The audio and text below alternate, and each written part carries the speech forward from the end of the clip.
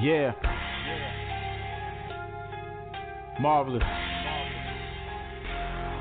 Sportholes Radio. Sports Show. Shout out to Chuck, AJ, Smoke, Steve. Let's get into it. Yeah. Like to welcome y'all to Sportholes and Sports Radio. Introducing your hosts, Chuck, AJ, and Smoke. When they hear the latest news on every sport play review, grab a seat, kick your feet, this is a good day to view. They cover all topics from football to basketball.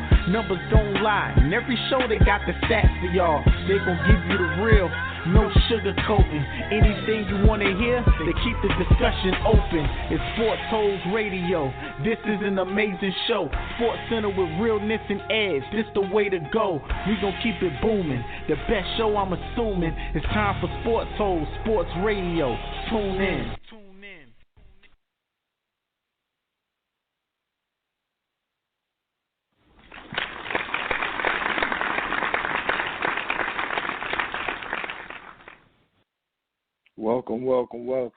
Welcome back.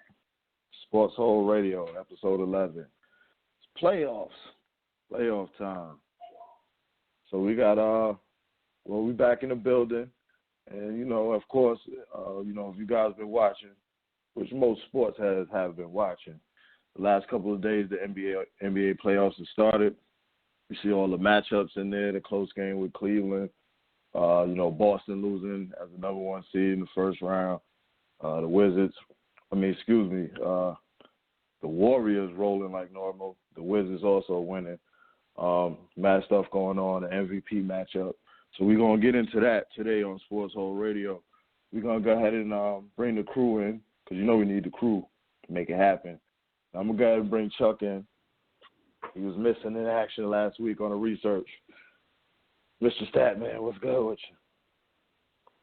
you? Yo, Statman back. Sorry for the hiatus, but I'm back. Yes, sir.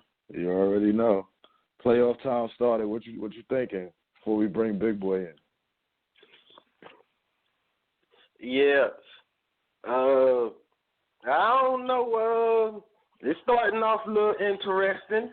I'm mad I didn't get to vent last week about the matchups, but the matchups on hand. Glad to see it come out a little interesting. Disappointed in the Clippers. Really disappointed in the Clippers. Well, we'll definitely get to talk to that. Shout out to Isaiah Thomas. Really sad to hear about his sister passing. Word. Hard. But he came out the ball anyway like a man. But shout out to Isaiah for balling during the tragedy, man. Shout out to the family. Condolences to the family from the Sportholes crew. Let's go ahead and bring AJ in. What's good with you, boy? What's going on? This is all I got to say.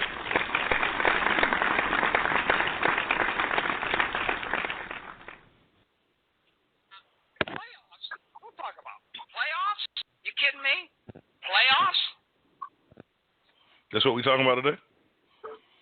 You already know. Yes, sir, Jim Moore. That's what we talking about today, Jim Moore. That's what we talking about today. I like it, though. I like it. You like it, I love it. Yeah, I can dig that. That where we at, playoffs, knee deep. Just getting started. Yeah, knee deep in that thing. Trip. As a matter of fact, looks like, this was the bracket until today. Golden State and Portland, Clippers, Jazz, Rockets, OKC, Spurs. It's still the same thing. Spurs, Memphis, Portland, Cleveland, the Bucks, and Toronto, Atlanta, and the Wizards, and the Bulls and the Celtics. Just like I said earlier, the East is awful.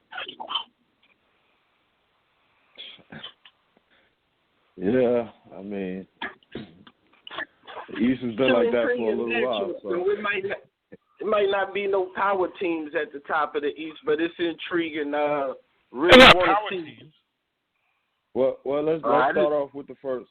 let's start out with the first matchup because we got, quite a few matchups. So let's just jump right into it. So Boston Celtics, number one Celtics, you know what I'm saying, the aforementioned Isaiah Thomas and crew versus the Chicago Bulls. So that game on Sunday, Chicago actually won that game, 106-102. The tough times out there for Isaiah Thomas with the tragedy in his family. Sorry, the Bulls was able to pull one out, you know what I'm saying? Given the circumstance, they pulled it out, versus Boston. I can't say if that was the turmoil was the reason they won, but what's up with Boston? I mean, is this tragedy going to hurt them further, or is it going to motivate them? You think that this is just a little bump in the road? I think hopefully I hope it'll motivate him, like on some Brett Favre level type thing. Like when his pops passed, he had one of the best games he ever had. Now Isaiah did have a great game last night. Even that man had no emotion and dropped 30. You know what I'm saying? It's no emotion. So I'll be scared to see when he get his head back in it. Like he probably got to lose himself for a little bit and everything. And then I think the biggest thing wearing on him in this situation is he's from Seattle. They only get a one-day rest in between the games. So he really, like, if it was somewhere like, South Carolina, anywhere, New York, he could probably get there and get back within the same day, within a reasonable amount of time. You can't go to Seattle in a different time zone and come back. So he's got a lot on his mind, you know what I'm saying? And then, really, with it happening the day before the playoffs, he really hasn't gotten home to hear anything. So really everything he's heard is really over the phone. You know what I'm saying? His mother and father got to be going through it. So, I mean, they're probably the ones telling him to stay here, whatever. And he probably he probably wants to stay, but he doesn't want to stay. You know how that feeling is. But I think that's difficult for him. But I really hope if he realizes that it's better for him to be here, if it is, because everybody understands if it's not good for him, go home. Go home. No one's going to be mad at you if you go home. Like right now, I picked Boston as my sleeper pick, as everyone know, and they ended up the number one seed. So I mean, I'm very disappointed to see them not be able to go further than what I would like for them to go if this hinders them. But if they can use it as fuel, that'll be a good thing too. But as I said, I just feel really bad for him, man. Like no one saw this coming. I saw the tweet like maybe not even. I don't even think it was a whole 24 hours before the game when I saw the tweet. I know, but when I saw it, I knew like, darn, he had to just found out not too long ago, before us, but not too long ago, so it's crazy, man. So I really feel bad for him in that, but I hope. And then one good thing I do like is the team is really sticking with him. They're behind him. Yeah. No one's holding him. Like no one's saying like, Zeke, you got to go out there and play right now, man. You got to go. You got to go. Nobody's saying that. Everybody's like, look, whatever you want to do, we right behind you. So if I was his teammates, which a lot of his teammates aren't on his level, and then the other thing we also got to factor in, I hate saying this, but because I mean he's still a man, is he's 5-something. He's going to need some help to get this done. If they had a real big man, it would be a major difference. But I do like their enthusiasm, their spunkiness, their spark. But the team, it's not really Zeke that's going to have to do this. If the team steps up and the team starts playing lights out, it's going to take his mind off of it, and he's going to want to do what they do. So they can help him by just playing the best game they've ever played and not lean on him. If they could do it and just have him fit in where he can fit in, it'll be great. But I don't know if Boston can win like that. Boston has to have him at the top. Now, according to the reports, he actually remained with the team on Monday, and they're gonna play on Tuesday night game, and then he actually will go back with his family to Tacoma, Washington. After the game, so he's gonna stick in there. So like you were saying, he's definitely gonna need his team, to kind of rally around, for him in this moment. And you don't want that to be the rallying cry, tragedy or such. You know what I'm saying? But real life happens, and so You know, it sucks, man. But you're right. You don't want that to be the rally, or like you say, the thing that revs up the team. You don't want death to have to be that. But I remember one thing one of my football coaches told me a long time ago. I never forgot. And we use this all the time. I even use it in everyday life, whatever it takes. That was the motto for. We always had a mantra for the year when we played ball. We had, when we started spring training, we had a mantra. We carried all the way out to as far as we went in the playoffs or wherever. And it was whatever it takes. And that meant in the weight room, whatever it takes to get you to the next level, you had to do it. On the field, whatever it takes. And the biggest thing he used to say, whatever it takes, was mentally. Mentally, whatever it takes for you to focus, whatever it takes for you to get in that zone, you need to do it. Now, some guys take it to another level. We're not going to go there. But if this is a situation that's going to motivate them, take it. Don't use it as, I mean, it's a very sad moment, but we all know as grown people, death happens unexpectedly and expectedly. Even when it's expected, it's still hard. It's hardest when it's unexpected, but don't let this be because that person that passed would never want you in your wildest dreams to give up your dream because of them, no matter how close you were. You know, his sister is sitting there right now like, I want you to go ball out. And you know that. So, I mean, the team needs to realize that. And like I said, we don't want that to be the rally cry, the motivation horn, whatever you want to call it, but whatever it takes. If it takes this to do it for her. Like everybody else doing everything else for the Vine, do it for her. You know, do it for her and show them, even if you give everything and you lose, if you gave everything, you can't be when you play your hardest and you lose, you don't feel bad. I promise you that. It hurts, but it doesn't hurt as bad as when you know you can beat the people on the other side of the court for you. Yeah, that was all. It was very well said. And with all that, you would have thought that his teammates would have came out yesterday and played and gave that Brett Favre type effort when guys was out there making unbelievable catches and on balls he was just throwing up, it seemed like. I mean, Brett, he was known for throwing balls up, but it seemed like that night his teammates was determined not to let no ball hit the ground that came out of his hand. Because they weren't going to let him down. So, yeah, they was playing for him. And you would have thought last night that what Chuck and Shaq and Kenny was all saying, like, yeah, I don't see Boston losing tonight. But the Bulls, they had other ideas. And like you were saying earlier, Isaiah, he's the man on the team. But Jimmy Butler is the best player in the series. Absolutely. And not only is he the best player in the series, he has that championship experience with him with Ray John Rondo and Dwayne Wade. And I thought I heard something said about Wade is that he has more playoff experience than the whole Celtic roster. So like, that was a stat I had for you, but you beat me to it. Dwayne Wade has more playoff experience than the whole team combined. If you took everybody on their roster and added up their playoff experience, Dwayne Wade alone has more playoff experience than all of them. So that's a huge plus in the Bulls' favor. And it's like, I heard an announcer say this earlier today. Boston, they has the number one seed and they're a good team, but in no series where they play where they have the best player on the court. Like, yep. Paul George, and they make it to the next round, it'll be John Wall on the other side, potentially. Yeah. And Cleveland potentially after that if they were to get that far. So it's like they already, as a team, dealing with an uphill battle. And I thought last night's game was their game to get. But it seemed like the Bulls, they stole one. They stole one last night. Yeah. For the series. Jimmy Butler, like Isaiah, 30 points. Isaiah gonna do his thing. Isaiah, he gonna do his thing. He gonna do his thing. He a baller. He one of them dudes.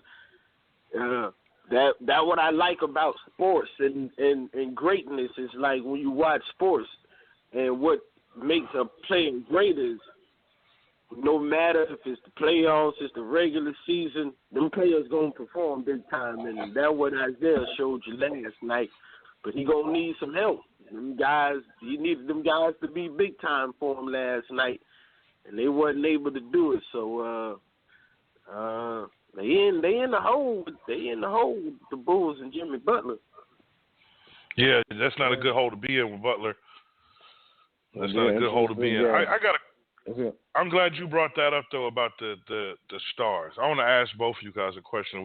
It's still basketball related, and we're gonna move on to the next matchup.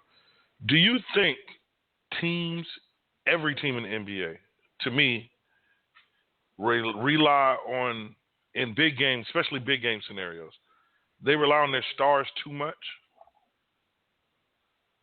Because in football, if you think about it, in football, when you got a matchup of a person who, okay, I'm going to use Odell Beckham. I don't care who Odell Beckham is going against, Josh Norman,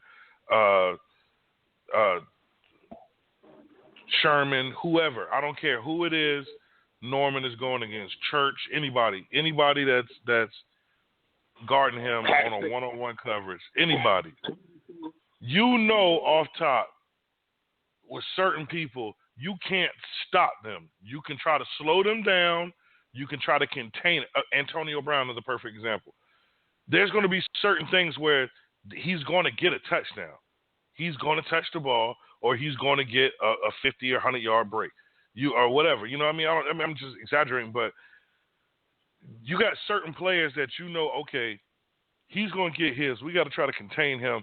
But the biggest thing we got to do is shut everybody else down. If we shut everybody else down and let him get his, they can't win. But in basketball, it's like they've done the reverse, and it's almost like teams are hurting themselves. What I see, because I see it in Westbrook every night. They look at him play. They're not playing with him, man. It's almost like these guys running down court. And even Boston had a little couple moments where they were running down court looking for Isaiah. You like, hey, you on the team too, homie. You know what I'm saying? People got to take – I know you have leaders. Everybody's not a leader. But everybody can't be a follower either. Like, it bothers me how teams rely on their superstars. It's almost like if my superstar don't have a good game, my team is off. But if you look at big games in other sports, baseball especially baseball, look at the World Series, who is a World Series MVP or the person who won the game for them, or the MVP or not even MVP, but the person who changed the game in the Super Bowl and the World Series games are people you have never heard of on a regular basis. People you have never heard of. But basketball, it's almost like if Westbrook don't have a triple-double, we not going to try to win this game. I don't like that in basketball because I think a lot of guys could. The game a little different in the sense of like, you know, with like football and baseball, you could kind of take a guy out of the game. For example, like exactly what I'm about to go into that in a minute. You can pitch around, you know, a hitter. You know what I'm saying? In football, you could double team somebody. You know what I'm saying, like an offensive player or whatever. But with like basketball, it's like the man gonna get the ball. You know what I'm saying? It's just up to him. He gonna touch it or not. You know? Yeah. I feel you, and that's a great point, and you're right. But tell me this, like, okay, if you got all right, we know Westbrook is going. Not that he was going for triple-double, but we know he's going to ball out. If I am the opposing coach, I am trying to double him. You know what I'm saying? Because obviously we can't contain him. So if I'm doubling him and we got 5-on-5, somebody is open. So that person that is open, or we need to move our offense around where these people are doubling him to at least someone else. Like, you know what I'm saying? I don't know, but it's like the players. I feel what you're saying. I feel what you're saying in the sense of like it's a whole team. You know what I'm saying? But like, for example, like the next matchup we're going to get into, I guess we can just segue into it. You know what I'm saying? The Cleveland Cavaliers versus the Pacers last night. Yeah. On Saturday, Cleveland pulled out a 1-point game, 109-108. So it was pretty much came down to the last play with Indiana getting the ball, and they double teamed Paul George. And so the ball was swung out to I forget the other player name, but Give me his name, Chuck. C.J. Miles. Now, Miles Miles out of high school. C.J. Miles, straight out of high school. And Miles has 8 game-winning shots. I think the most for anybody his age in the league. If I didn't quote that stat wrong, Miles has more game-winning shots than anyone has had that age in the league. And Paul George is 0 for 15. So it was just a bad shot. It was a good play though. But I understand what you're saying. They doubled. Man, all right. To encapsulate your original thought about stars. No, and Smoke games. was on point with that. Oh no! I mean, all of y'all. What y'all talking about? Nobody was wrong in saying anything. I just wanted to make my comment on your original thought about relying on stars in games. It's like, all right, basketball is that sport where almost a star is always gonna get his. Like, you can go watch a baseball game. And the best player, like, they might be like, yo, Mike Trout, the best player. You go watch him, he go 0 for 4. You like, yo. And as a sports person, you like, he's the best player, and he didn't even get a hit in the game. Or didn't even get on base. Filthy that day, though. I'm saying, and I feel you, though. Like in football, all right, running back, he averaging a lot of yards. So the defense say today, all right, we're going to have an 8-man front. There ain't going to be no running. So he don't look good that day. You like, I went to see Barry Sanders. He ain't even get out the backfield. But when you go watch basketball, you most likely going to see that person's greatness. If you get the chance to watch, you get to see a game, you're probably going to be like, all right, man, I understand why he's a great. Somewhere in that game, most great players, night in and night out, they show you their ability of why they're great, and they get a chance to do it.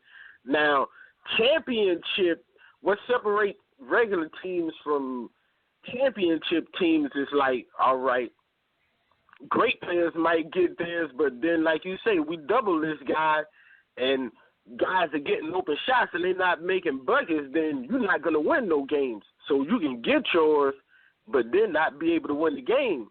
But then when you're playing on a team where when you kicking that ball out, you got people that can make buckets, then that great player is going to advance, and that just is the only thing that separates one great player from the next, who his teammates is. Really. Yeah. Like who your teammates are when you kicking that ball out. If you kicking that ball out to, we call them bums, but they NBA players, so they're not really bums. But on the level of you're right. playing, We gotta start doing that. We gotta stop doing that in all the sports. In all the sports, we don't watch a cornerback or somebody like, yo, he's a bum. No, he is the top of the line. Like, you're not gonna be able to do that. If you say he's a bum, then you're gonna be 10 times as awful as this guy. Oh, no, Chuck. Check this out. Not just to pause your point real quick and let you get back on it. Last night, me and Smoke was watching. What game we was watching? We watched every game. We watched a lot of basketball. But anyway, I forgot what game it was, but it was a stat where they basically had $200 million tied up in people who did nothing, bro. Like, I forgot my man was getting $75 million, and he had 0 points and like 14 attempts in the game last night. I straight up told Smoke, in the shape I am in right now, which is horrible, I can get to, and he was getting like $9 million a year. His total was $75 million. I told him, listen, give me league minimum and great insurance, and I'll get you 2 points a game. I saved you money and brought more points to the table. Yeah. Well, a lot of these. It'd be a lot of firings going on in sports where they be firing the coach. But when the coach look at his bench and he see, man, this guy's getting paid $15 million, he can't even play. Why am I getting fired? Why is the general manager? Real talk. We got to stop firing. And I'm off my topic real quick, but I'm on to another rant. They got to stop firing these coaches when you're not giving them, like, the people are like, all right, this guy's a good coach. This guy's a good coach. But then you give him nothing to work with, and you wonder why he's looking like a bad coach. Like, yo, it's the GM who took this guy in the first round and paid him, or signed this guy as a free agent and paid him, and then the coach is not even putting him on the. Anytime that happens, they need to fire the GM. That is one of my pet peeves that I keep coming up with about sports. Like, every year in the draft, when there's a guy like in the second round, I don't care what sport it is, in the second round, football, baseball, basketball, because that's what we watch. Whenever you see a second rounder in any of them sports become a star, we need to start firing general managers, because all of you guys missed on this guy that got drafted in the second round. So it's like, what are y'all scouting doing? We need to go down the scouting line and start firing general managers. So much. Scout. Whenever this second rounder or Russell Wilson takes in the third round and wins the Super Bowl, or Tom Brady will not get drafted in the sixth round. You know what I'm saying? Round.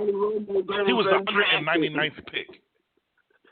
Tony Romo goes undrafted. Like, fire these guys. Antonio Brown was like a fourth rounder. We need to be firing scouts and general managers and not the head coach. This is my thing.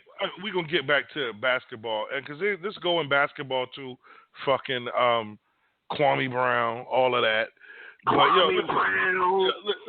listen, there's no way in hell they can blame the coach when GMs are making most of the picks now. Coaches give their input, but I want all the sport fans who don't know, the GM is the final say in that. Don't ever get it twisted. The GM is the one to say, I want this dude. Believe that, unless your owner is Jerry Jones or my man from Washington. That's it. That's who called the shot. Other than that, Dan Snyder. I don't say his name till he get my team straight. So anyway, Captain Kirk. Anyway, the GMs are the ones that take these picks. But what pisses me off is, like you said, they fire these coaches. Mark Jackson, that is Mark Jackson's team on the court. Nobody out there getting messed up. Mark Jackson's team is in Dub Nation. He the one that told y'all years ago when Curry and Clay came in the league, these the best two shooters I've ever seen, and y'all laughed at that man. Laughed at him and fired him. Now Curry got 300 threes consecutively for 2 years, and y'all looking like, oh, he's the best shooter in the world. But Jackson been told you that. Jackson been told you that. But y'all fire him, and the GM still got a job. The only difference on that doggone team with Jackson right now is KD. That's it. And same thing they did to Tony Dungy in Tampa Bay. Luckily, Dungy was able to hook up with Manning and get another one. But they walked Jackson right to the sideline to call every Golden State game. That's another slap in the face. I want you to call the game for the team that you put together. And I want you to also call when they win the ring. I curse everybody out there out. Van Gundy. That's bullshit. That had to be a serious moment for him when he went home that night and like, man, this is my team. That's my won team, the championship. bro. Like, I did that.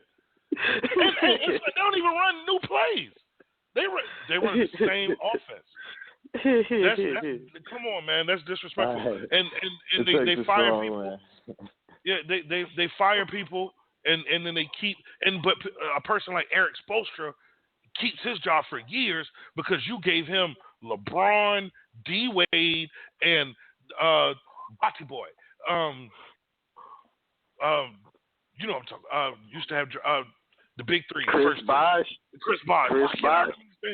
Y'all gave him all of them. Not to mention, Birdman had the best parts of his career down there. No one's ever heard of him since then. Just let's keep that in mind. He didn't go by. But I'm intervening and give Spoelstra his props though. He got that team that was 11 and 30 early in the season, was 41 and 41 though. Bro, I think Spoelstra proving that he's a quality coach in the league. Bro, he proved that this year. Wade and LeBron, he didn't have to coach none of them championships. I was susceptible about Spoelstra too early, but this year he showed me that he's a really good coach. They should have made the playoffs this year, but they got off to a real bad start. But they was 30 and 11. They had like the second or third best record in the league over the second half of the season. and he's You're playing right. with. We'll rant on that again later. We gotta let Smoke keep taking us through these playoffs, but I did like that, but I feel you on that. Cavs, And Pacers. that whole whole thing about people. Say again, Smoke. Cavs, Pacers. I was looking at that. What's the? Let me see right now. They have commercial right now. I have to give it to you when they come. The Cavs are up 91-75, and just to get into my point about great players like and Paul George, what you was mentioning when you began talking about the 1-point victory by the Cavs on Saturday, and Paul George, he was upset talking about he should have taken that last shot. A great player, you are not required to take the last shot. That is not basketball. That is leaning on your superstars again. People who grew up leaning on superstars like you was talking about, and people who grew up in the Michael Jordan era who felt like, Michael Jordan got the last shot at the end of the game. So Kobe started to play like, I got to take the last shot too. But that is not basketball. Basketball Pause real quick, Chuck. Pause real quick. You're right, but check this out. Everybody be like, Mike only really got 4 or 5. No, I ain't gonna say 4. He got 4 or 5 great last shots, maybe more.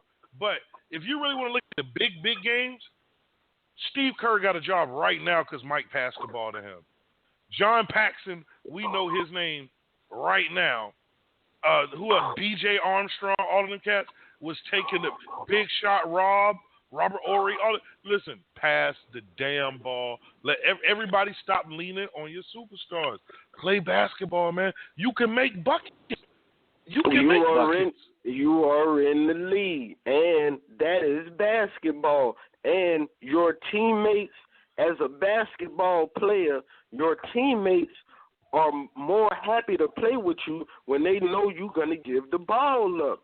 I'm not going to be as interested in playing with you if I know this is Allen Iverson. He's going to take the next 4 or 5 shots in a row before he decides to pass it.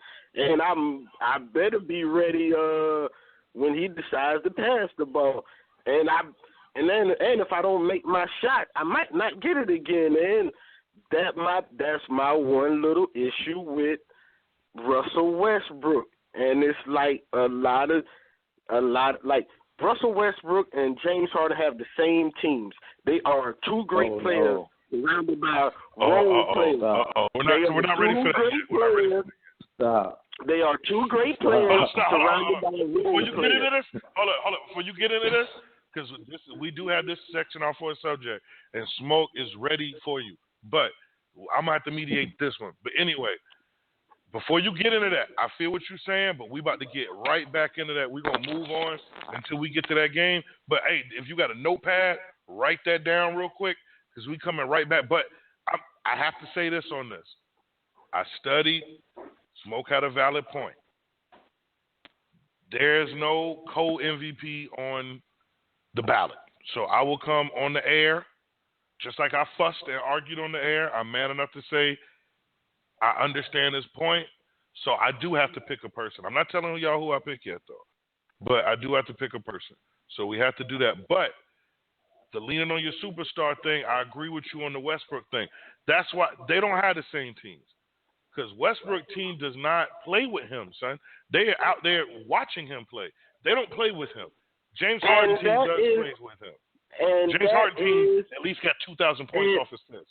And that is Westbrook's fault. Now, just think about what Kevin Durant did. Just think about and Kevin Durant is he made a game-changing move for the league because he was a great player that was playing with one other great player who wasn't playing basketball how it's supposed to be played. So you know what he said? I will go to another team where I know these dudes going to shoot the ball a lot, but guess what? They're going to give the ball up too. You realize this dude left from sharing shots with one dude to go divide up shots with 3 dudes? And he said, I'll be all right with that. Instead of playing with this one dude, that is a knock on Westbrook. The other 3 dudes still averaging the same amount. Curry had 300 threes last year. We're going to go into the next matchup. But how is it a knock when they came within one game of beating the team he went to. One game within beating the team he went to. And they should have won that series because they was up 3-1. Correct. You talking about Durant? Listen, because you talking about one. You talk about one game when this cat had to live this for 9 years. I'm talking about encapsulating 9 years of playing with a dude who is playing basketball like my turn, your turn, between me and you. So the rest of the teammates ain't feeling involved when they do. I agree with you, but you also remember from day one. Y'all remember? I think we was together. Most likely we was together. We've been together for damn 25 years. The first time we seen Russell Westbrook play, I said, this dude pulls up as soon as he gets the ball. I said, he going to shoot all night long. I said, Durant. But I used to blame that on Durant because I used to say I wanted him to get down the paint and get a little more physical. You know what I'm saying? Get a little physical, get the rebound, come back out, take the shot, have a little all right, well, we got to get to that matchup anyway. So, I mean, the Pacers right now is getting their head bust 96-78. It's the end of the third quarter. Brown and Co. is doing work. Kevin Love, 23 points. LeBron, 21. Kyrie Irving, 26. So they look like they about to go up 2-0. They probably just going to keep manning up and, take this series 4-0, 3-1. And that's what it's looking like. So we'll see how that one turns out. And we could go to the next matchup. So now... Yeah, and fans, y'all can call in and tell us what y'all think about the matchups. Y'all can reach us at 563-999-3565. Call in, check us out. Tell us what you think. Go ahead, Smoke. What's the next matchup? All right, so Paul George, you don't got to take the last shot. Basketball people, you don't got to. That's a great player. Get the ball up if somebody's open. Go ahead. Paul George just hit a shot when you said that too. I just want to put that on the radio, like literally just now. All right, so we got the Raptors versus. I'm talking about the hero moments. I'm talking about. You said Raptors versus the Bucks. You got to be a hero. Raptors and Bucks. I had said something about that game earlier, Smoke. Doggone it.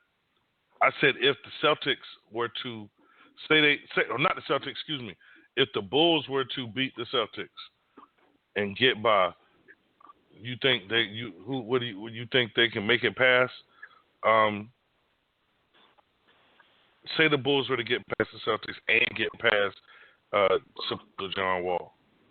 If that happens, which I think the Bulls got a better chance of beating Wall, you think they could beat? I think the Raptors are going to beat the Bucks, but do you think they could beat the Raptors? Man, I had a lot of confidence in the Raptors before the playoffs start, and that's one thing I'm going to say about their series that I said about the Boston series. The Raptors, they seem like they have a better team in the series, but the Bucks got the best player. The Bucks got the best player, and he just needs some help. He just needs some help from the other guys. He needs Chris Middleton from Charleston. He's young too, though. He needs Chris Middleton to step up, and Greg Monroe to step up, and Dellavedova to step up and give Giannis some help. But Antetokounmpo, he's the best player in the series, and they stole one the other day too. I was arguing with you about that last year. I was just about to get into Kyle Lowry, and I told you some cat is just not built for the playoffs. Now Kyle Lowry was hurt. He's just getting back into it. But 2 for 11, 4 points. He's continuing that streak from last year where he had a horrible playoff. So it's like you saying before with the Raptors, it gets kind of scary for them, in a sense of if Kyle Lowry doesn't play to his all-star potential, they're not gonna win that series. Kyle Lowry, you said it exactly right. Kyle Lowry plays up to the All-Star right there. That's it. They stops. After the All-Star break, I don't know what Lowry be having going on. And he is starting to become, like you said, the common denominator of and I like that dude. But I don't understand. I don't know if he just don't like the playoffs or if he's nervous or I don't know, man. But he took 11 shots. Right, overthinking. As I said. Yeah, it might be overthinking it. I don't know. Hey, yeah. I don't know what it is, but like, see, that's why he is on the player list of like very good, because the history of the great players in the playoffs, they pretty much be. I mean, the great players in the history of the league, through the history of the NBA, they usually be great in the playoffs too. Now, whether they get a championship be a different story, but the numbers they put up in the All-Star numbers they put up in the regular season, they usually are able to duplicate them numbers in the playoffs too. And Kyle Lowry, which I don't think he's the best person on the team. I think DeMar DeRozan is the best player on the team, and when he was out for he was hurt though. When he was out for them 21 games, Lowry, DeMar DeRozan led the team to a 14-7 record. So he held them up very nicely when Kyle Lowry missed that time. But DeMar DeRozan, he kind of struggled last year in the playoffs too. But I think he will be able to more get his numbers than Lowry. Lowry just ain't doing it in the playoffs. And Giannis, he coming. Giannis is a beast. Giannis is like a year or two away from being the best player in the NBA. He's a year or two away. I'm telling you who his rival going to be. A Embiid. And they got to get a beat out of Philly. Philly just is fucking his career up. They don't even let the dude play the whole game. Like, how are you in the league for 3 years and you're still up for Rookie of the Year? Well, he didn't get on the court any one of them years, so like Blake Griffin, he also didn't play his first year, so he won the Rookie of the Year award, even though he had, guys like Charles Barkley like to say, you spending that time in the league makes you an NBA player, so he think you shouldn't even be eligible for a Rookie of the Year. You're in the NBA, bro. Which I kind of can agree with too. Because you being around NBA players and getting NBA training, you're not a rookie. Ask Aaron Rodgers sit behind Brett Favre didn't help him. A whole lot. He had to touch the ball one time. And Embiid got Ben Simmons, and he gonna be all right in Philly. Ben Simmons, he's gonna be a stud. Embiid just.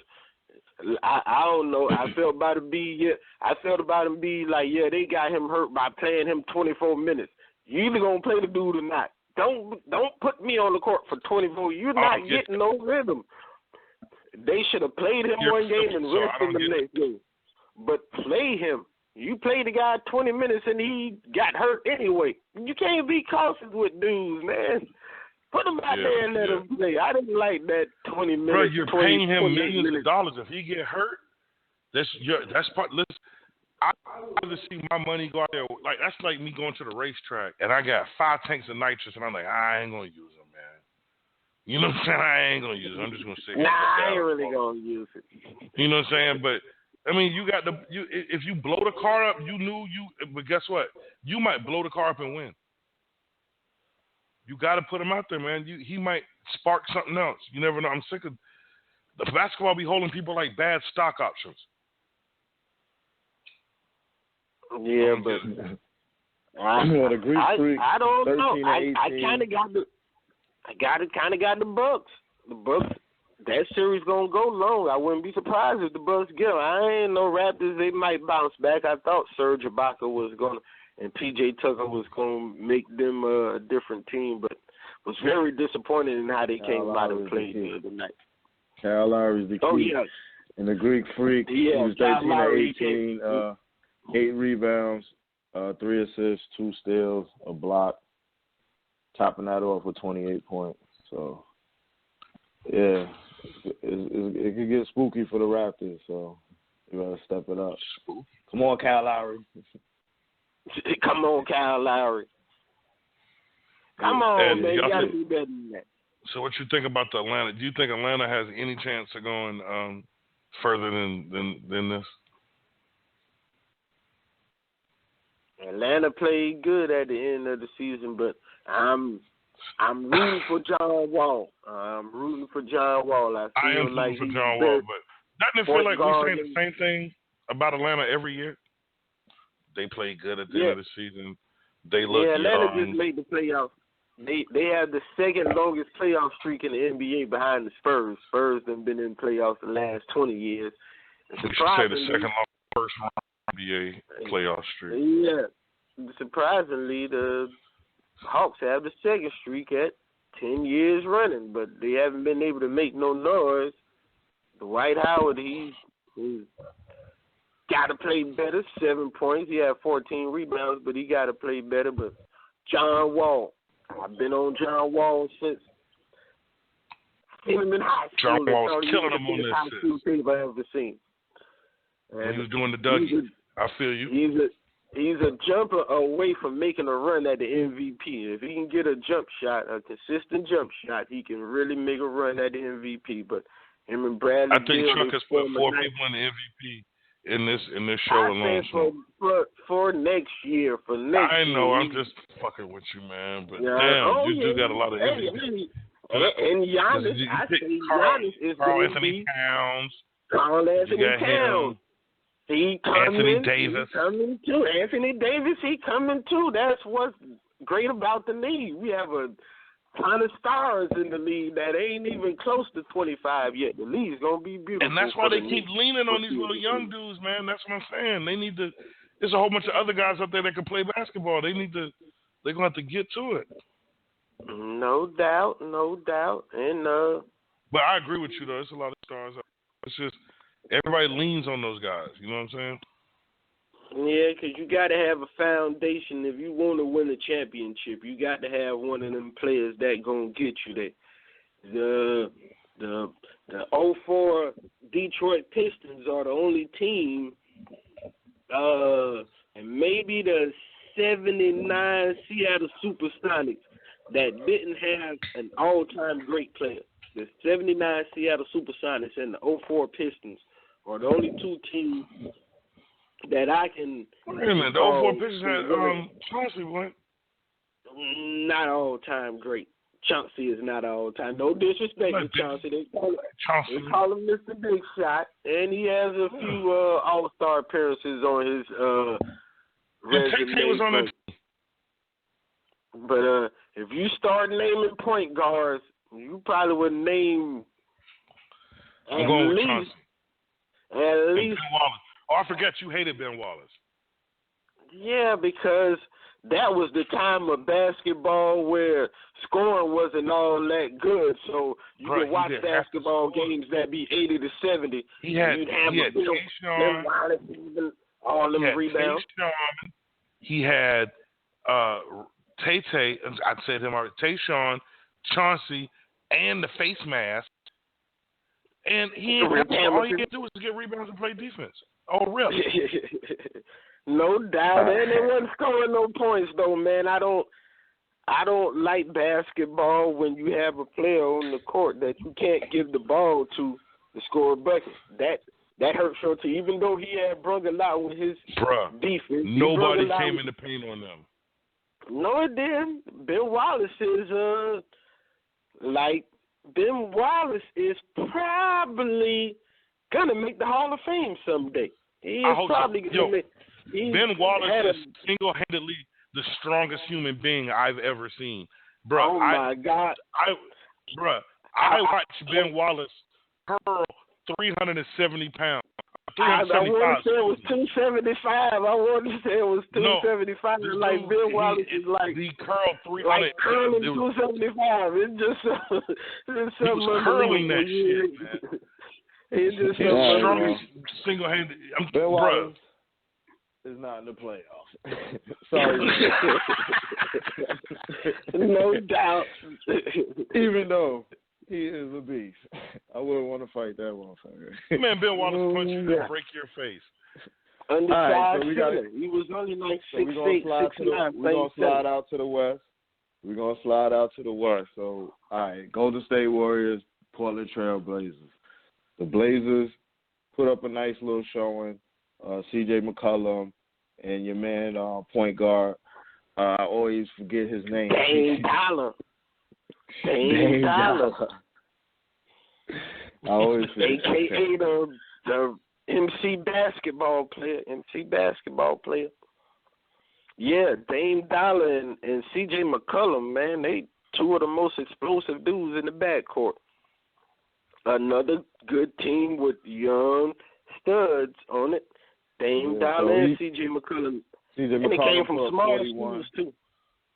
Dame Dollar, Damian Lillard put up 34 points.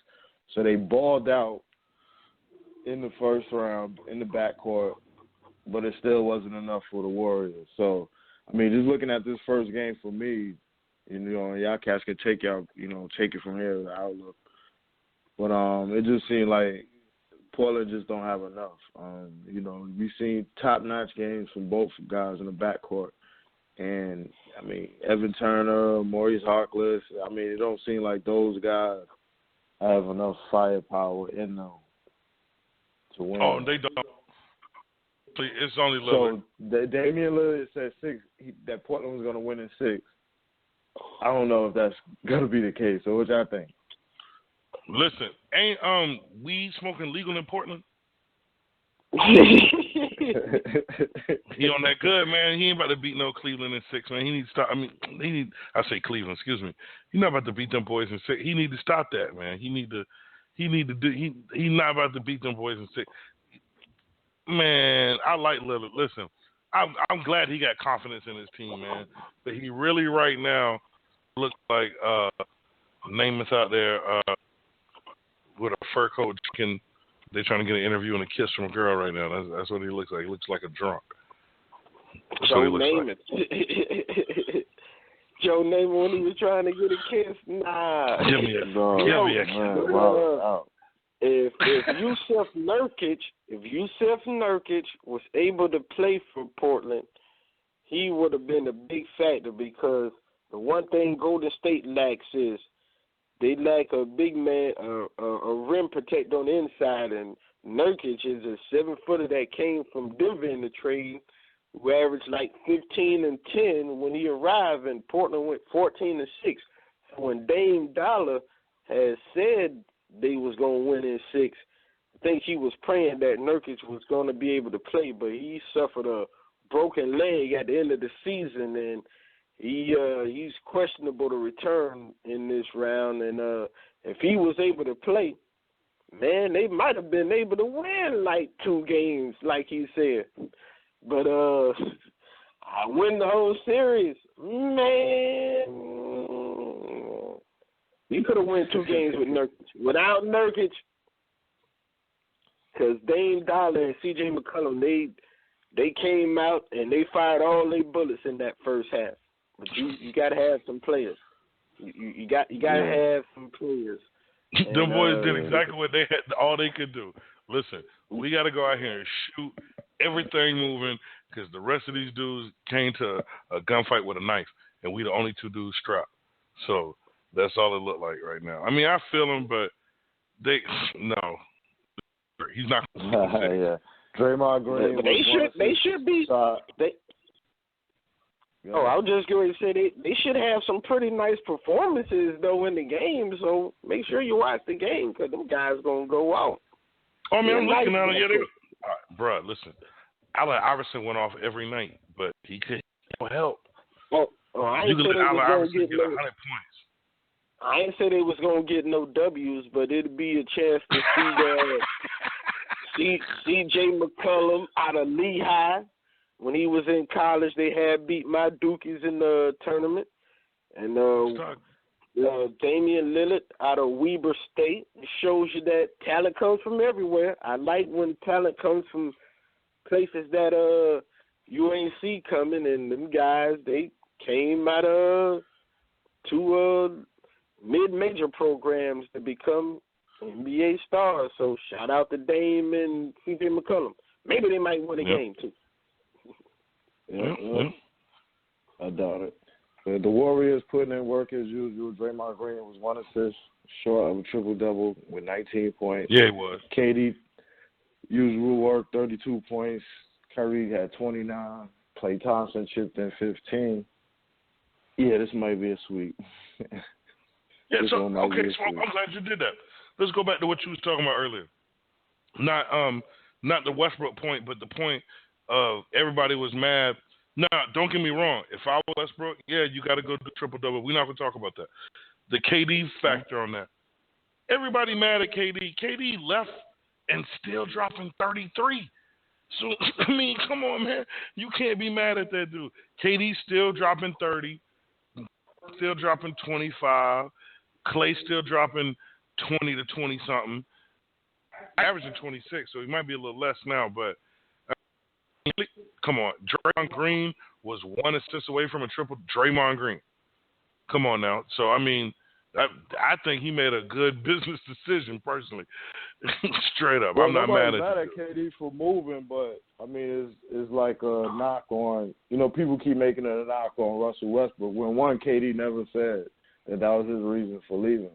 So it's like you ain't gotta say it. You ain't gotta say it. It's the team that you went to.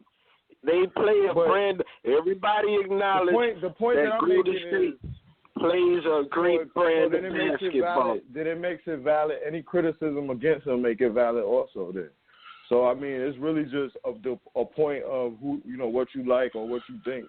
You know what I'm saying in that regard. So I mean, it's just as much criticism as you can lay towards Russell Westbrook, you can lay towards Kevin Durant, which, I mean, you saw the You saw the criticism. Yeah, that was whack. That was whack criticism by dudes that's like, oh, I did it. I wouldn't go play with no good players like, all right, like Magic Johnson, like, ooh, I couldn't see myself playing with Larry Bird. And Magic, y'all know, is my all-time favorite player. But I'm playing with great players. Larry Bird, like, ooh, I want to play with Magic. I'm playing with great players. Charles Barkley, like, why he left? Charles Barkley went to go play with me hating Kevin Durant moved to Golden State.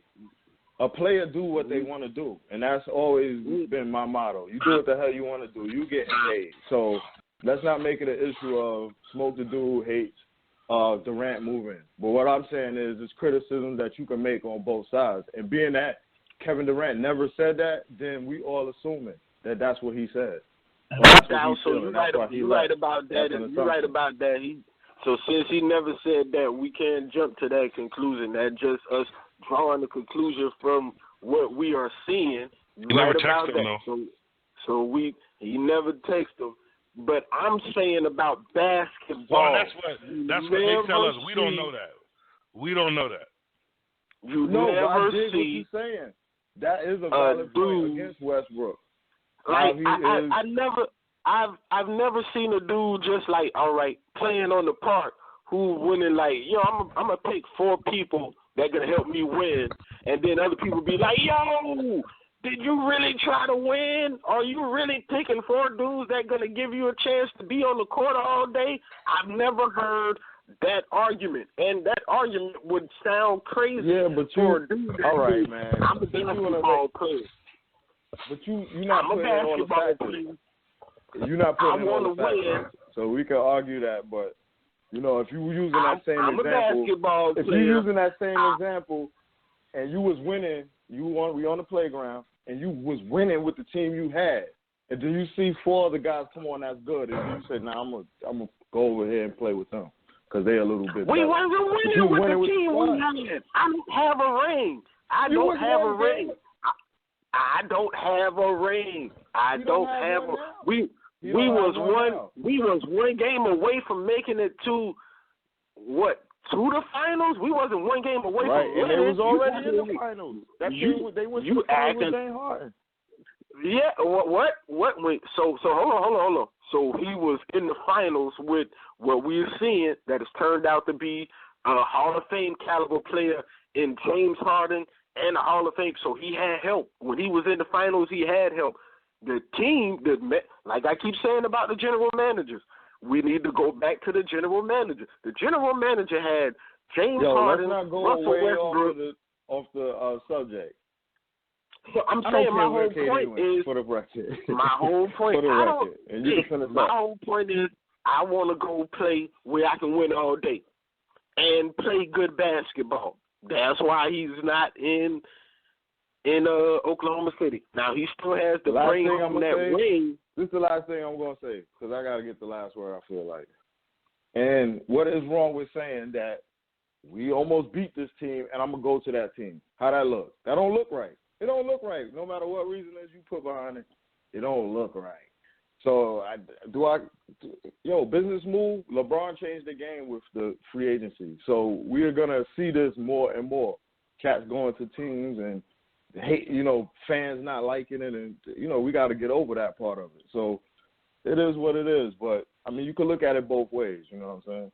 So what's up with the dude that, all right, he's a free agent. He just go to the team that ain't got a chance of winning, but he go to the team with the most money. So it's all good. So I mean, which one do the fans want? The fans would be like, "Wow, he went and played for the Cleveland Browns or a team that's not going to be in the running next year." You know how the fans are. It has to be a conversation. So it's always going to be conversation. No, all the fans are never going to be happy. So you know how that goes. Young fans of the sports world, if they try to make your career being out, or we gonna make one player better than yours because he won more than yours, which I don't think is the end all factor of deciding which player is better than all, because we're watching team sports. Unless we're talking about golf or something, or tennis or something, it's a team sport. So you have to be in a situation that is suitable for you to win a championship. So for all the dudes that be like, yo, I'm going to go and try to win a championship, don't ever let nobody knock you for that. Don't ever be knocked for trying to win a championship when a guy does that. Because that's what we want. Because I guess that's what we demand of the players before we decide if they all-time great or not. All-time greatest state on his today, he got drafted.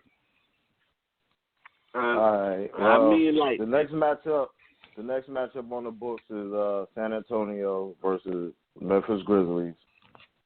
Spurs lead the series 1-0.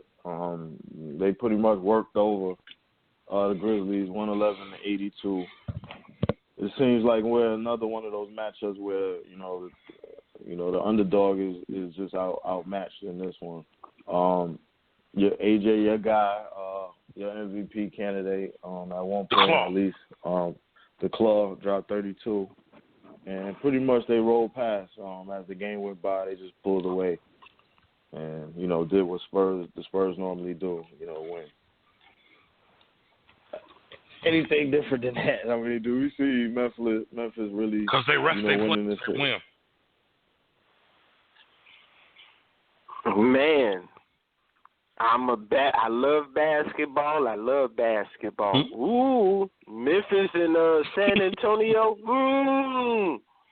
4-0 sweep. Memphis, could y'all make it to 95 one of these games? Don't score 80 every game, Memphis. I mean, don't score 80 every game. Make it to 95 one of these games. They ain't got a chance of winning, though. They might score 95 in one of the games. They might score 95 in one of the games. I bet you nobody run up on Zach Randolph all willy-nilly. Nah, Zach might win the fight, the toughest guy on the court, but they playing basketball, so yeah, you're right. Him and old man Vince Carter and Mark Gasol and Mike Conley, they ain't got a chance. Vince Carter don't play 4 quarters, do he? Yeah, Vince be playing. He get his 20 to 30 minutes in the game. He probably gonna get about 20 to 30 minutes. 30 minutes though. Like, I still can't believe Vince playing. He got to be one of the oldest dudes in the league.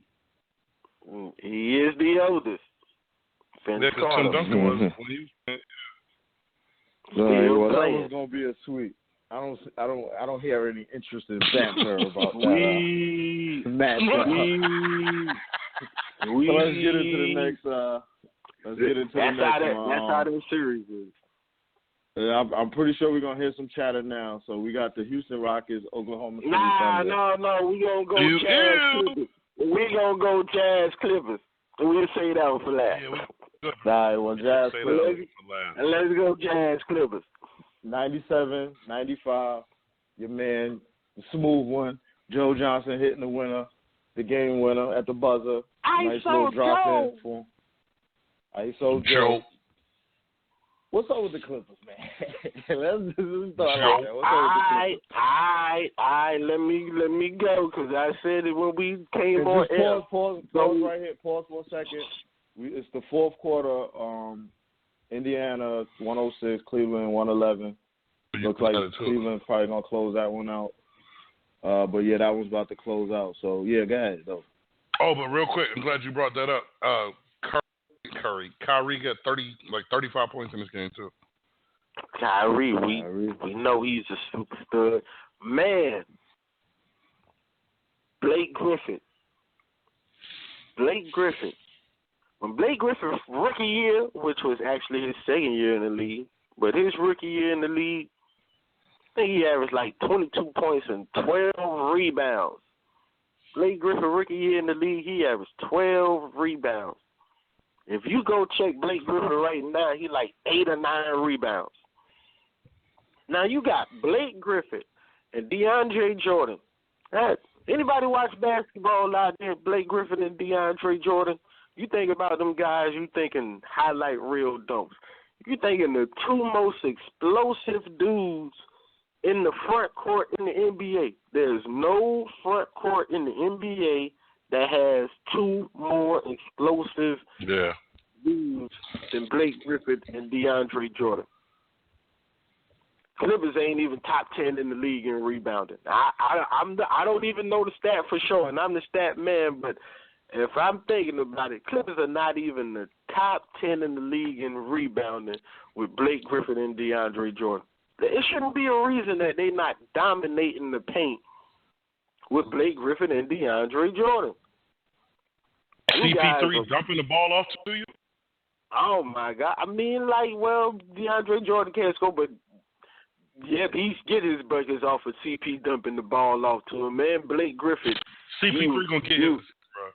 He's going to get his. He's a great player. He's all-time he's going to get you in the game, too, though. And he going to get you in the game, too. That's what makes him a great player, because he can get his, and he also makes other people better. He's the So what's their excuse? Man.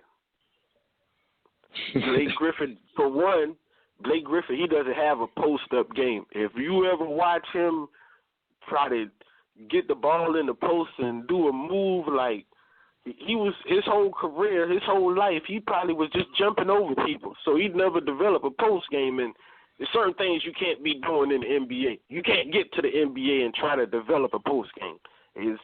You got to have that before you get there. So he got to the league, and he was jumping out the gym, and he was able to get 20 a game jumping out the gym. But he ain't got no post game. So him working on his jump shot, because they were like, oh, okay, you got to work on the jump shot. He worked on his jump shot, and his whole game done ventured out to the perimeter. So when you watch him play, he pretty much just out there shooting 18-footers. The highest jumping power forward in the league. Spending most of his game shooting 18-footers. So the Clippers don't got no post game. And Doc, you bring your son on, and I like that you're doing good for your son, but he shouldn't have had his son on the Clippers. I don't know what it is about that move, but it just wasn't good for the team. It just wasn't good for the team. So the Clippers, they got to break this team up. They go out and lose this. Man, they lost the other night, and Rudy Gobert ain't even play. Utah ain't even have their best player on the team. Speaking of Rudy Gobert, he had a hyperextension in the bone bruise, and, he left on the first possession. And he's not going to play in game 2. So they're looking at possibly him returning maybe when they get back to Utah for game 3 or further. But, that's not even definitive yet. But he's not going to play in game 2. So can the Clippers win game 2? I mean, it was a close game. So, it took a buzzer beater for them to, to actually lose that game. And, the prior possession, Chris Paul, like you said, Chris Paul is a guy. He's a star. Had the, the game tying layup to, keep the game. Yeah, so that's another team it gets spooky for. They should be beating the Jazz. They should beat the now Jazz. They got to go back and they got to steal one back in Utah. Yeah, pretty much. But to me, they don't win the championship, they got to break that team up. And they don't get to the conference final. Bro, my next statement is that is the big three. We brought these three players together to make something great, and they ain't did squat. Nothing. Ray Nathan, Zip, Nathan. And I like CP3. That's my dude. You know what I'm saying? Man, they need to break that. And guess what? They actually first big three, but they got their team by default because CP3 was supposed to be in L.A. So y'all get for yeah, that must be their bad mojo. Yeah, they had denied us having CP3, and they killed out, and we've been downhill ever since, and that's how the Clippers got on top. But if they don't win, they got to break this team up. And then they too old to be hanging around wishing something happened, man. Them dudes are Jordan and Paul, but come on, Paul and everybody. This is one thing I don't understand about NBA.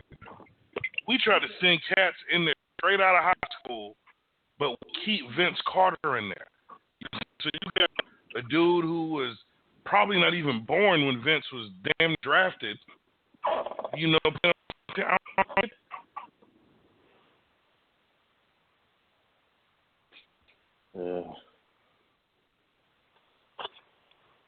I don't want to see Utah advance, though, because they play a boring brand of basketball. If you know me, I like excitement. They win ugly, too, bro. That is they win. They win with defense, and they ain't really got no stars. So it's like, in the second round, do you want to see Gordon Hayward and Joe Johnson go up against Golden State?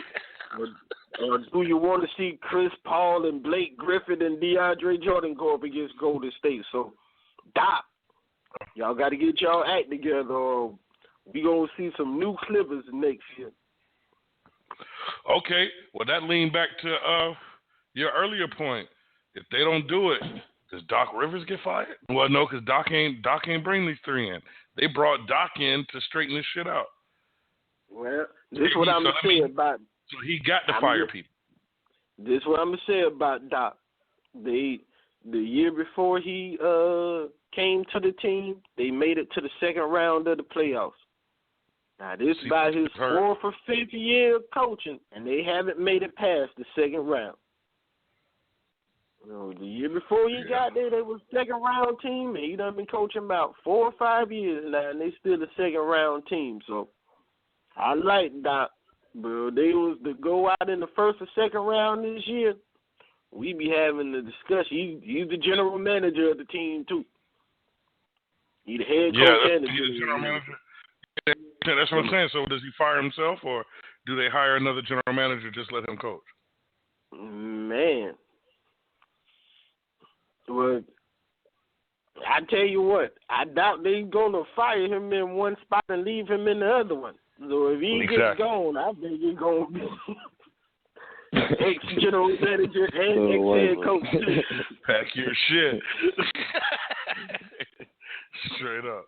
I'm sorry. They definitely can't lose in this first round, and he expect to be the head coach and general manager next year. That's how I feel. No, yeah, they can't. If they lose in the first round, I see them. The only way he stays is if all of them go. And I really don't see them. Jordan was actually almost gone, but they ended up he came back and stayed because I think he was about to go to L.A., but then changed his mind. He's about to go to Dallas. He's about to go to Dallas. He signed the offer sheet with Dallas, but then changed his mind at the last moment. Yeah, so I mean, they got him, CP3. Y'all wasn't supposed to have Blake Griffin. Y'all had from the beginning, but even with that, at this point in time, if I'm everybody else on the team, I'm like, shit. Y'all keep leaning on these dudes, and we ain't did nothing. We might need to look at something else. Well, big elephant in the room. CP3 and Blake Griffin are free agents this year. Yeah, but CP3 not gonna get what he got last time. You up their numbers. You know what I'm saying? You got numbers, but you got them years also count against you on contract time. Oh, somebody gonna pay him, but we said the same shit about Adrian Peterson too. He ain't been picked yet. But CP3 will be on. There's two. He can go anywhere in the East. LeBron crying for help, so I don't know. He can go anywhere in the East. I ain't saying he going to Cleveland, but he can go anywhere in the East and do whatever. Like everybody out there, New York will probably make him an offer, but if Phil Jackson's still there, I would send Chris Paul a text message and be like, "Don't do it." CP3 with Boogie and the Brow. That would look pretty. I just don't like that Pelican name. That bothers me. The Pelicans. I don't think that's a good sport name. Well, we ride over time, so let's go into the last joint of the day, you know what I'm saying? OKC, Houston Rockets, battle of the MVP candidates or whatever you want to call it. First one wasn't too good for Russell and crew. Rockets mopped them up 118-87. That was an MVP showing. Somebody had an MVP game in that game. Yeah, the picks is up already, so somebody's already the MVP. Oh, so. Stephen A. and Max Kellerman asked the question today, do you think that this game affected the voting? People say, well, it's only in the regular season, but all the votes aren't in yet. So best believe that affected it. I don't care. People, they could sell you all that TV bullshit if they want, because if that was the case, they would have announced the MVP Saturday, Sunday night, but they didn't because they wanted to see Westbrook and Harden play. So, well, all the votes like are supposed to be in by Friday. So, oh, it did? Okay. Yeah, they all supposed to be in there and out. Man, one player, he played with his teammates and won. Another player, he went out there like he's the superhero. 6 for 23 from the field with 9 turnovers. Shot about 26% from the field and had 9 turnovers. But then again, that's something MVP. But it proves the point, though, what I'm saying, though, that why he's an MVP. If he doesn't play well with his teammates all the time? No. If he don't do it, it ain't going to get done. So that'll make you valuable. That make you valuable makes things you make your team better. Gotta make your team. Yo, that's what great players do. When they shot not falling, they still give you the all around. Like, all right, maybe my scoring ain't on tonight, so I got to grab more rebounds and dish out more. He had 11. And he had 7 assists. But no hurt you, especially if they scored off of it. Taj Gibson, 5 points. Steven Adams, 6 points. Victor Oladipo, 6 points. Those are starters. What kind of passes are you giving them guys? What kind of passes are you giving? What kind of position are you putting them guys in when you pass them the ball? I say again, man, you coming down, tagging up not a bad shot. He played bad. He played bad. But see, this is what are we setting Taj Gibson and but this is my Steven Adams up for but we keep saying he's getting all these assists every night. So he's getting assists, people are getting points. That means they're getting points and they're still losing. People are getting points. It's like, as a great player, come out and be like, all right, I know I can get mine, so let me come out and get these other dudes involved so they feel good about his game. You got to think that way. You can't be, all right, I'm going to come out here and score 30 and be hot, but nobody else have no feel for the game too. Like, every game can't be hero ball. Like, that is not basketball. Every game can't be. Some games got to be, all right, I'm a great player. I keep saying this again. In basketball, great players, they're going to get theirs. So as Russell is the great player he is, he has to understand I'm going to be able to get mine. Let me come out here and get Steven Adams some layups. Okay, so let me come out here James Harden and get Victor Oladipo some shots in that game. So he didn't have a big out. He had less than his normal output of assists. Okay, so nothing extra. Capella, 14 points. Patrick Beverly, 21 points. Nene Hilario, 15 points. Lou Williams off the bench, 11 points. He got a better team. So if ain't got Russell no better Westbrook, team. Them role players. All of those dudes you're naming, those dudes probably wouldn't start on no other playoff team. You know what it sounds like to me, though?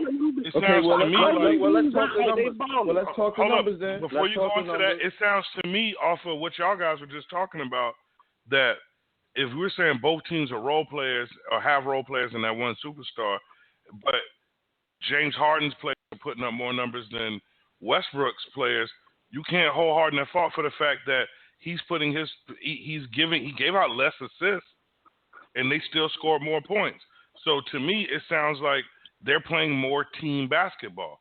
So when you play more team basketball, you're going to get more points because there's one stat that that a lot of people don't look at is the assist of the assist, meaning if Russell Westbrook drives the lane, kicks out to, say, the wing, and then that wingman throws right back to the top of the key for that person to shoot a shot, Westbrook didn't get the assist, or Harden, Harden didn't get the assist because he passed to one other person in between, but he brought two people in the lane, kicked out, and left that other person up top open. So he didn't get the points or the assist, but he made his team better. Westbrook, y'all got to have him score just to win. No, Westbrook got to do what you just said. Well, kick, drive, draw two, kick the ball to somebody else, and they'll move the ball, and they'll get a better shot. Who is he kicking it? Who is Russell Westbrook? The same people he been kicking it to get them 10 assists a game. On a team that shoots 25% 3-point percentage.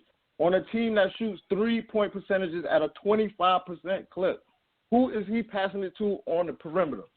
Okay, tell me this. If we're doing 25%, if they're doing 25% on threes, how many threes are they taking? You mean a game? I mean on the average, because if they're shooting 25% on average on threes, are they taking 15 threes where Harden and them are taking 30?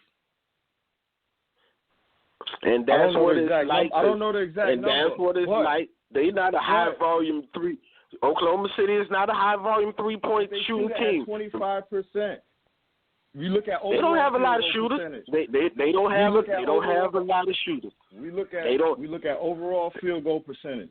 Houston is a better shooting team than Oklahoma City. Overall field goal percentage. They have better shooters on their team. That is without question. Exactly. They have a better team. No. To the point of shooters. Steven Adams shoot 56% from the field. Enes Kanter shoot 57% from the field. You can give them guys the ball. They shoot a higher percentage than anybody else on the Rockets team. The Rockets probably Clint Capella probably shoots 50% from the field, 55% from the field, but he ain't passing the ball to a lot of dudes that shoot a higher percentage. They take a lot of shots. They shoot a lot of threes, but they not. The game of basketball is good field goal percentage. They shoot 40 threes a game. Check this out now. If Westbrook does not hold up, hear me out. If Westbrook does not have this triple-double season and he's not even in the talks for MVP, who would you vote for, Smoke? It would be Harden, hands down. Okay, so check this out. So are you not voting for LeBron because he has a better team? Because LeBron versus Harden, LeBron is doing something no one has ever done in the NBA, plus shooting 54%. LeBron not having a LeBron year. That's why I'm not voting How for LeBron getting 25, 9, and 9, and the first player to ever shoot 54% doing that? And he just lost the number 1 seed. He was complaining earlier this year. The eye test on LeBron, he's not the MVP. If we're going to go with the best player. No, my point in saying that was you're saying you're holding his team being better. He can't control his team. If I have a good team, I make them even better than they already are, that I still should be in contention for the MVP. You're saying that Westbrook has a sorrier team than Harden, which might be a fact. But even if it's not a solid fact, or even if it's you can't make everybody better. You know what I'm saying? So that's my point. I mean, understand. but so you're saying that Harden shouldn't be MVP because his team's better. That's not what I'm saying. That's what you trying to put into my mouth. What I'm saying is, no, I didn't put that. You said that. I'm asking you. I'm on the side of. I'm saying what I'm saying. Oklahoma City team overall is not as good of a team as James Harden team. The percentage show on overall field goal percentage. It shows on 3-point percentage. Houston Rockets also play in a system under Mike D'Antoni where you shoot quick. They shot the most 3-pointers and made the most 3-pointers ever. But what does that have to do with the MVP? He had a better team. So that's my thing. The point is, most valuable. You're saying his team is better. Russell Westbrook doesn't do what he do, that team is a lottery team right now. Period. The numbers prove it. When you say, but what does that have to do with the MVP? If we're gonna go, okay, MVP numbers versus, because now at this point is who had better numbers. Okay, points. Who averaged more points? Harden is underneath Russell Westbrook in that regard. When we talk rebounds, who averaged more rebounds? Russell Westbrook averages more rebounds. He's 10th in the league in rebounds. You know what? There's no other guards in the top 10. There's no other guards in the top 20. Your guy, James Harden, is in 22nd, I want to say. When you start talking the numbers, he is better than him. Hollinger rating, the player efficiency rating. They always want to make it out as, he's a high turnover guy. But let's talk turnovers. Who averaged the most turnovers in the league? Who's the turnover king? James Harden. Who has the higher efficiency rating? Russell Westbrook. What is James Harden's turnover? And then he plays more minutes. What is James Harden's turnover? So he's on 5.8. You lead the league. And what is Russell Westbrook? I know. I'm glad you made him say that, because ain't no difference. I mean, you're saying they're more, but they're really the same. It ain't no difference. If he averaged more, it's a difference. If you want to break it down, he had more turnovers in the season. If we're gonna go with the number, his number is more. If he had 125, but people are not going with those numbers because those numbers are too close. 5.5 turnovers is going to the same amount of points the opposite team gets off 5 point. No, listen to what I'm saying. Listen to what I'm saying. 5.5 turnovers. The other team might get, say, 6 points. With 5.1 turnovers, the other team is still getting the same 6 points. That's why people are looking at it like that. Okay. But if you're looking at the totals, and let's add up the totals would be more. James Harden has more, whether it's 10 more turnovers for the season or whatever the number is. I didn't look at the exact totals. But James Harden leads the league in turnovers. And Russell Westbrook is second. 50-point games. Russell Westbrook has 7. He's still underneath, no matter how you look at it. 50-point games, Westbrook has 7. Harden had 4. Of course, we could talk the triple-double. We could average in that. Harden had 21 triple-doubles. He had half the amount of triple-doubles. Minutes played, Harden is 6th in the league in minutes. So he always on the court getting more opportunities to get assists, to get points. And still, in a lot of these... So why does Russell sit down by himself or his coach? It don't matter. No, it does. If he's sitting down, he took himself so he can make himself better to make himself stand out that much more. So if he's taking himself out the game, that's not MVP. Come on, man. He's taking himself out the game. The MVP stays on the court to make their team better. Let's be real. That's why the other people on Harden steal points. All right. Okay. Because if he only playing 30 minutes and you saying that if he don't do it, no one else do it, after them 30 minutes, the rest of the team is already looking at it like, oh, well, Russell not on the court. He's checking out the game. Do you give Oklahoma City a chance to win this series? I don't think so. Because how many games you say they can win? When I look at it, I give them a chance. I give them a chance based off of this and this only. 3-pointers. If Houston can go cold on the 3-point side of the game, Oklahoma City has a chance to win it. The numbers that they put up with 3-pointers and makes and attempts, that's going to be the difference in the series, and that's going to be the difference in the series in any series they play for the Houston Rockets. They didn't shoot the 3-ball well last night. They didn't shoot the 3-ball well last night. They didn't, and Russell didn't have a good game. So I mean, all right. So what can you say? So when you look at Houston team, when you look at Houston team, you say Houston has a far better team than Oklahoma City? That's not what I'm saying. All I'm saying is I'm asking you. I'm asking you. No. When you look at Houston, Houston doesn't have a much better team. When you're looking at the players and you saying, oh, let's take these set of players, take them off the teams. Let's say line those players up. You know, we watch basketball. I may pick players from Oklahoma City team over Houston team. With the eye test, you like, oh, they got the same team. That's why you have to go to the numbers. And when you go to the numbers, they shoot a better field goal percentage. They shoot a far better three-point percentage with more attempts in a system that Mike D'Antoni plays. That plays into an advantage for James Harden. His assist numbers didn't go up for a reason. They didn't go up for a reason. So you hold him at fault because of the system and the players he's playing with. I'm not holding nothing at fault. I'm saying he changed. You know why they went up? Because he changed positions. He was playing shooting guard. He went from shooting guard. Change positions, or did Mike D'Antoni say, James Harden, we're gonna put you here, bro? He went there and had to convince him. Because if you look into it, what James Harden said when Mike D'Antoni first asked him about switching positions, he's like, he wasn't even with it. He wasn't even with it. He wasn't with it when Mike did. So hold on. You had a player switch positions. He switched his position. He switched positions for the better of the team, and they had a much better record with him switching positions. Is that not what makes an MVP? Could that not be categorized as an MVP? And that's cool. And that's very cool, but what I'm saying is we're not going to give Mike D'Antoni no credit on that. And that's all I'm saying, because we want to put other factors when it comes into the argument for Westbrook.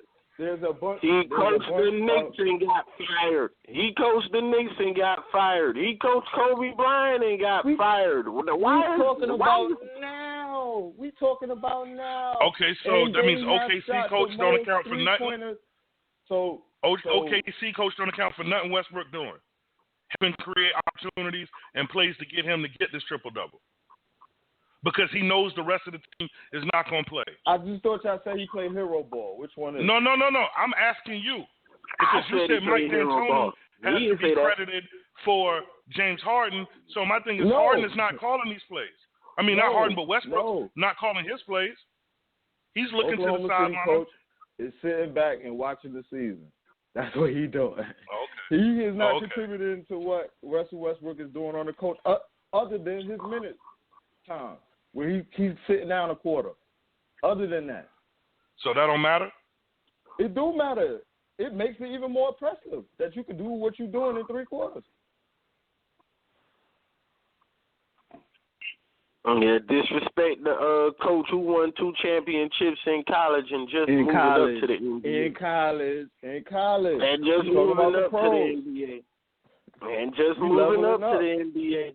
We leveling up. So that's the more of a point. Another coach might not would even allow Westbrook to play this way. He might not even have the vision to be like, we going to play this way. So Mike. So like Big Boy said, you is disrespecting the coach. You can't give one coach props and then disrespect the other coach. That's what you're doing, though.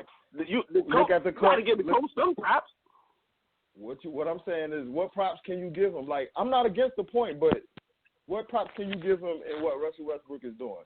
Other than making it my point is, if you bring up one coach, you got to bring up the other one. That's my whole point. If you saying that it's systematic and that this coach is creating more opportunities than Harden than what Westbrook would have, that's not his fault. So you got to bring up the other coach as well. It's proven in the numbers. Prove it. Like, that's all I'm saying.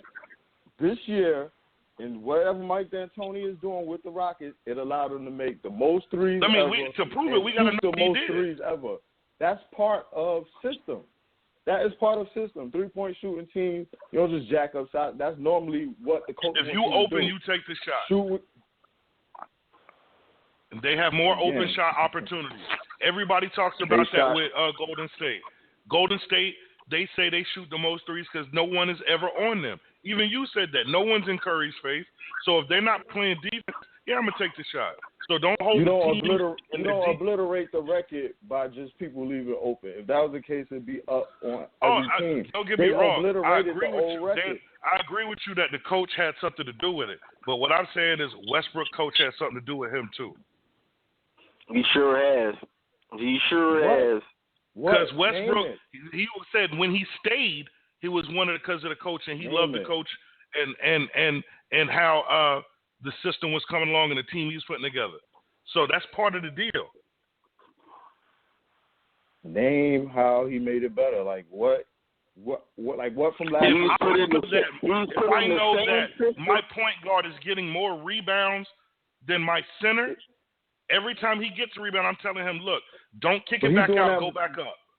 It ain't just his own center. He's doing that to most of the centers in the league. It don't matter, but he's doing it against his own. I'm telling you what, as a coach, if that's my player, you said name what he's doing. Okay, Russell, since the centers and the forwards aren't getting these rebounds, as soon as you get the rebound, don't kick it back up and run another play. Go back up. That's the play you and me running. So instead of him kicking it out to somebody else, it's helping Westbrook. He's putting Westbrook in the position to be a triple-double threat. Russell Westbrook played other seasons in the league, ain't averaged no triple-double. He played under this coach and averaged a triple-double. So he has some involvement in Russell Westbrook getting the triple-double. The involvement was primetime player leaving. Now you got more opportunities as the head guy. And I'm the head coach, and I know I lost a primetime player, so I'm going to create more players for my next primetime player. Yeah, he's only giving them 34 minutes a game. He's still averaging a triple-double. So, I mean, I still don't see what y'all saying he's doing that is influencing that so much. Obviously, he's doing something great because if I can get triple-double out of one man in 35 minutes, sit him down, my playbook's working pretty good. I thought you said he play hero ball. Like, this is what I'm saying. If he not, no, you said that his concept or I told you that you can't use one defense and not play. That's like do that mean he play with the machine concept? That's like running. That's like running an experiment and taking one factor out of this side and not the other side to see what the results are. You have to do both the same side. You can't say his coach didn't affect him. You can't say that his coach is just sitting back watching him play ball. We don't know that.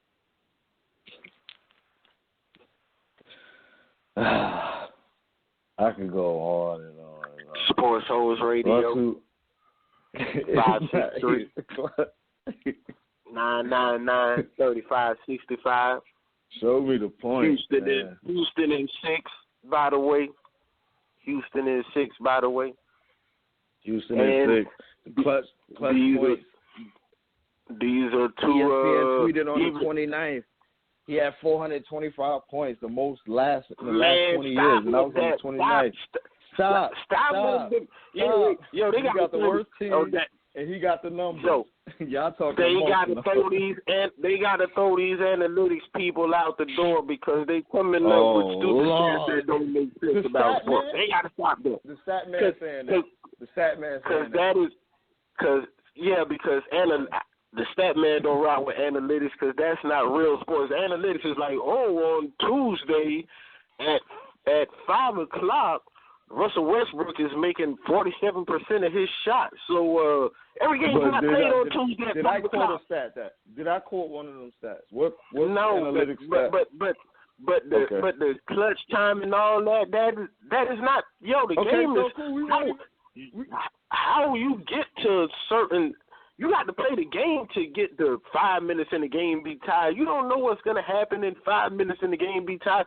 Every game is not played the same way. Those analytics they try to base like every situation off of random stats. Like, no, because the next night the game is not going to work like that. The next night you're going to have a different matchup. It's going to be different players on the court. So the game is not going to get like that. I hate those analytics. How do you consider to be a clutch player? What do you have to do in clutch time to be a clutch player? No, like there ain't. How those stats don't matter?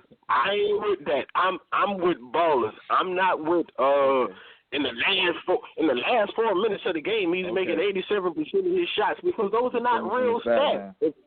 If that's the case, that's not you would play that dude the whole game. You know, I didn't say that stat, but whatever. Listen, if they, because they'll be like, in the last 5 minutes of the game, this guy has made 60% of his shots. Well, play him all the game then, and you wouldn't even be in that situation. But the game is not played like that. Like, the game is played on the next night. You will have to. One night you might play against LeBron. The next night you might have to play against Kawhi Leonard. The next night you might have to play against Kevin Durant. Those are not the same factors. Like, those are, and one game might be at home. One game might be on the road. One game might be after back to back. One game might be after a couple of days off. So they're not the same. They are not the same games. They're different games. I understand what you're saying. Analytics are so stupid. But when you start talking regular stats, since we don't want to talk analytics, which is cool. I don't care about the analytics. Yeah, you know what I'm saying? Regular stats. What you did for the whole game? My point. Average more points, average more rebounds, average a triple-double in 34 minutes. Well, win the series. You win the series, MVP. Win the series. These are two evenly matched teams. Win the series. There is no advantage. Houston is not much better than OKC. They are not much better than OKC. James Harden the edge and the MVP and they want to use that as an argument. See, that's what I'm saying. They will use that as an argument in the MVP. Oh, he's 7 games better. Listen. But then turn around and say why? They're not that much of a different team. Huh? No, go ahead. I ain't gonna cut you. What I said is they played both of those guys played 82 game seasons. Is that not a fact? That they both played 82 games? So two dudes with basically the same teams played the same schedule. One of them won 55, the other one won 47, and they both had historical seasons. So I would give the MVP to the dude that won more games, because the other variables cancel each other out. They both had great seasons. Harden has all kind of historical marks that he did that nobody ever did before. So he had a he had a historical season, and Westbrook had a historical season. James Harden historical season led his team to 8 more wins. I'm gonna give him the MVP. Hey, I respect that pick, but I think James Harden is a little and the bit win in the series. It's a little bit. The series, I wouldn't put my money. I'm not even counting the series in the little MVP thing, because, like you said, it's regular season, but the series, I'm glad to see they got to play each other, but yeah. I mean, you said, I love what Westbrook's doing, but as an MVP, honestly, y'all know I'd be around saying Kawhi Leonard, and I want to vote Westbrook, but I really gotta go with Harden, because I feel overall Harden made his team better, and I think it's my biggest factor in MVP. If I take out both of the history, if I take out both of the points, I gotta say that I feel Harden made his team better. I really did. I really feel. I'm gonna close this out with even if his team was better than the other team, he had better players than Westbrook starting out with. I believe he made them better. That's like Chuck went. It's not the wins. I mean, yeah, he had more wins, and that it wins is part of it. But he's better. Well, at least y'all cats is picking at this point, so I can respect that. But I'm gonna close it out with this question: who's the coach of the year candidate? Who's the coach of the year? Sportholes. So when Shaq won it and Phil had it, and when Phil had it, you got all them points against them for that? Nah, those are points you making. Mike D'Antoni is the coach of the year. He's gonna probably win coach of the year. And so my point earlier, coaching got a lot to do with what he's doing. I'm not knocking James Harden. That's my point. We heard the stats. We heard the outlook. Russell for MVP in my book.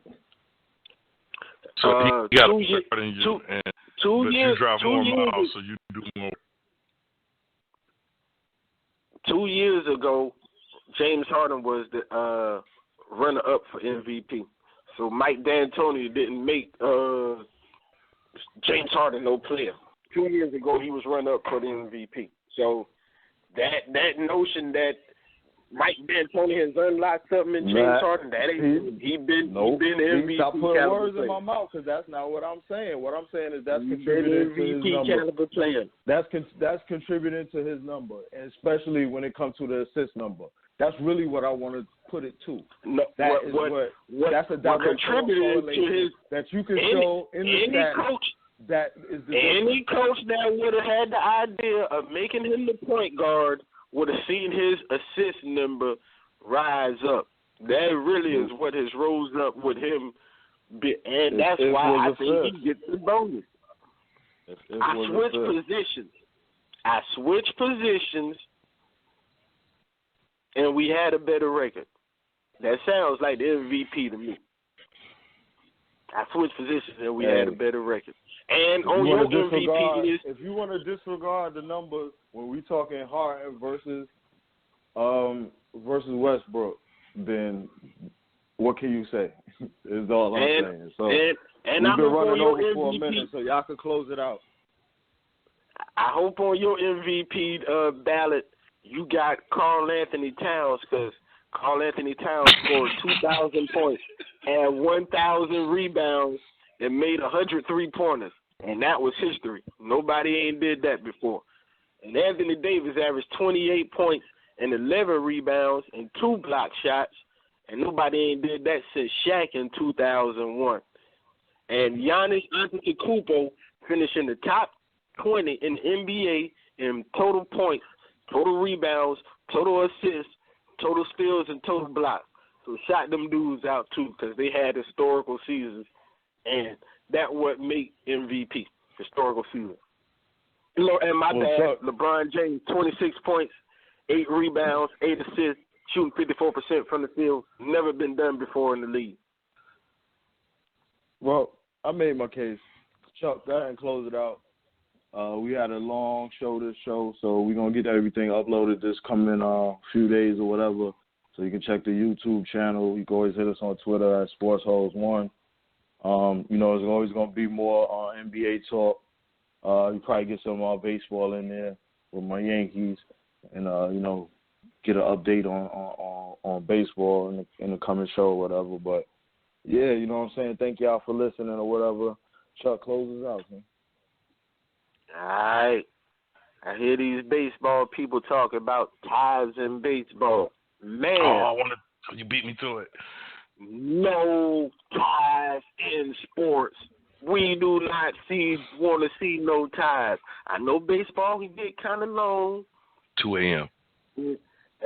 And me, I love baseball. I love baseball to death. Love it too. But I don't want to see a long extra inning game. But I don't want to see it end in no tie. They need to take the tie out of football, out of professional sport. Yeah. There are no ties in hockey. There used to be ties in hockey. There's no longer ties in hockey.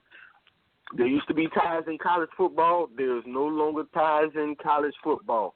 We want to see a winner. We watch sports to see somebody win and somebody lose. We do not want to see a sport end in the tie. NFL, do you hear me? We do not want to see a game end in the tie. Baseball, kind of long. It is long. Maybe put a man on. They talked about maybe putting the man on first and second in the later innings of the game. Or start him out with an out. Start him out with an out. I don't know what I think about that one, but I don't want to see no tie. Man, maybe if you put a guy on first and second, you start him out with an out. I don't know. I had to think about that one for a minute. But we can't have no ties. We are getting rid of ties in sports. We play, there's a winner, there's a loser, a fan base is happy, a fan base is sad. That's what we like in our sports. We don't want to see no ties. And I'll tell y'all, as a player, that is the worst fucking feeling ever in life. People are like, but you didn't lose. Man, we didn't win either. That shit is, you practice 8 days a week and ain't but 7 days in a week. You practice 8 days a week to play this thing, and the end of the tie, you can't do it. I agree with you, Chuck. Good shit. Sportholes Radio. How We do. Holla. Bryce Harper.